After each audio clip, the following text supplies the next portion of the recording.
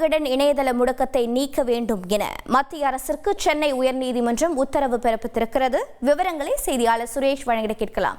சுரேஷ் வணக்கம். ஆனந்த விகடன் இணையதள முடக்கம் தொடர்பாக மத்திய அரசிற்கு சென்னை உயர்நீதிமன்றம் அளித்திருக்கும் உத்தரவில் இருக்கும் தகவல்கள் என்ன? வணக்கம். கடந்த 10ஆம் தேதி, அதாவது பிப்ரவரி 10ஆம் தேதி ஆனந்த விகடன் இணையதளத்துல ஒரு கேலி சித்திரமானது வெளியானது. அந்த கேலி சித்திரத்துல பிரதமர் நரேந்திர மோடி அமெரிக்க அதிபர் ட்ரம்ப் முன்பு சங்கிலியால் பிணைக்கப்பட்ட நிலையில இருந்த போல ஒரு கேலி சித்திரமானது வெளியானது. இந்த கேலி சித்திரம் என்பது அண்டை நாட்டுடனான நட்புறவை பாதிக்கும் வகையில் இருப்பதாகவும் இந்திய இறையாண்மைக்கு எதிராக இருப்பதாகவும் கூறி இந்த இணையதளத்தை முடக்கம் செய்து மத்திய தகவல் ஒலிபரப்புத்துறை அமைச்சகம் உத்தரவு பிறப்பித்திருக்கிறது.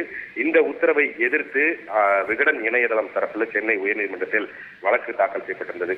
இந்த வழக்கு நீதிபதி பரத சக்கரவர்த்தி முன்பு விசாரணைக்கு வந்தது. அப்போது விகடன் இணையதளம் தரப்பில் ஆஜரான மூத்த வழக்கறிஞர் முன்வைத்த வாதம் என்னவென்றால், யார் இந்த புகார் கொடுத்தார்கள் என்பது குறித்த தகவல்களை இணையதளத்தில் அந்த மத்திய அரசு ரகசியம் என தெரிவிக்க மறுத்துவிட்டது என்றும், இந்த சம்பவம் காரணமாக எந்த ஒரு இறையாண்மை பாதிப்பும் ஏற்படவில்லை என்றும் வாதிடப்பட்டது.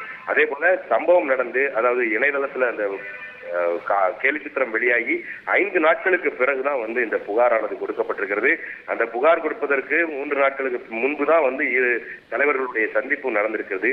இந்த விஷயத்துல இதுவரைக்கும் எந்த ஒரு இறையாண்மைக்கு பாதிப்பு இல்லாத நிலையில இந்த இணையதளம் முடக்கத்தை நீக்க வேண்டும், அதற்கு தடை விதிக்க வேண்டும் என்ற ஒரு கோரிக்கையானது முன்வைக்கப்பட்டது.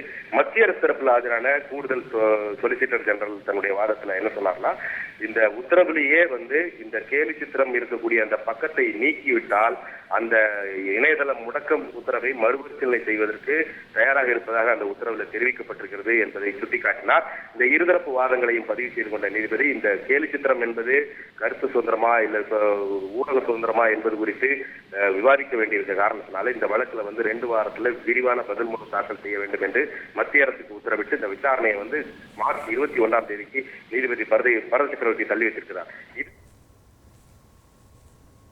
உங்களுடைய தகவல்களுக்கு நன்றி சுரேஷ்.